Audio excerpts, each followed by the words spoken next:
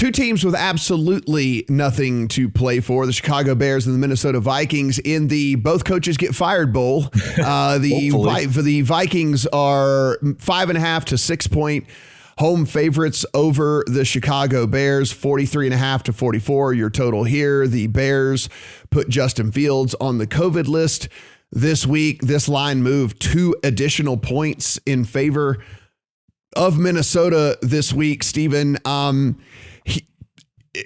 here's the hard thing for me in this one is, like I said, it's 2 lame duck coaches. It's 2 teams that, I think the Bears, under their estimation, will say that they underperformed. The Vikings will say, the whole world is telling them that they underperformed. How in the world they didn't make the playoffs with all the games that they had right at their fingertips is definitely going to get Mike Zimmer fired in this. So it's very hard for me to handicap a game like this, whereas, there's absolutely nothing to play for. Both teams know their coaches are out the door. Both of them feeling like it was a waste of a season. Both of them just waiting to get on a plane and get down to Cancun. It's hard for me to play a game like this. I was going to bet the Vikings -3.5 here before this Justin Fields news, because I think under normal circumstances, this line would have been 6.5 or 7. A month ago, the line was 7 when these two teams played in Chicago, and Justin Fields did play in that game. Have you guys seen? I don't know who's going to start at quarterback if Fields doesn't come off the COVID list, because we've had 1 week of Andy Dalton, we've had 1 week of Nick Foles now. So interrupt me if you guys have seen. Dalton, I think.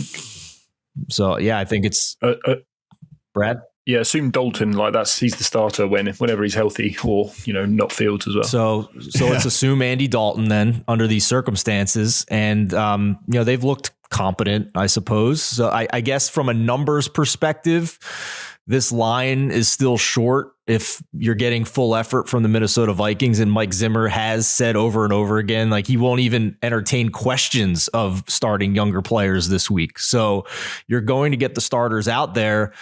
So if you're looking at it just strictly from closing lines in previous games, you are getting a pretty decent discount here to get the Vikings at less than a touchdown. You just have to have a leap of faith that there's going to be a proper motivation for them to go out and give a good effort to close out the season. Yeah, Brad, I'm not sure that either one of these teams likes these coaches. And I'm pretty sure a lot of these players are going to be happy that these coaches are out the door. And so, there's no angle to say these guys are going to play for Nagy on his way out, or they're going to play for Zimmer on his way out, because I don't think they're very popular in the first place. And so I guess it's a Vikings or pass for me, but again, nothing in the account. Yeah, I have bet this one. I quite like this. I bet the Bears plus the 6. Okay. So I would say that line 2 weeks ago, 3 weeks ago, what was it? It was 12th of December, whenever that was, 3 weeks ago.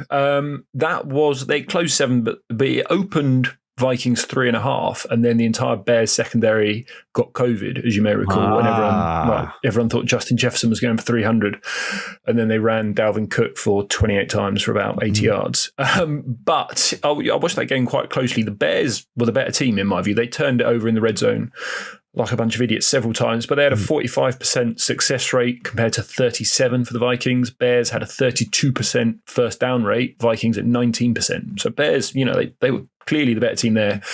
And you watched that game, and it was Akeem Hicks just dominating inside. And so these teams hate each other as well, right? Dalvin Cook and Akeem Hicks, they're just fighting the entire time.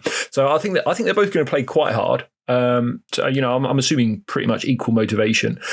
And I just think you're getting a team, you're getting plus 6 points where you probably got 1 point for home field, and I just don't think there's a huge difference in these teams as it stands. So yeah, I was happy to get the plus 6 on side. Yeah, and are we sure that Justin Fields to Andy Dalton is a 2-point deduction? No.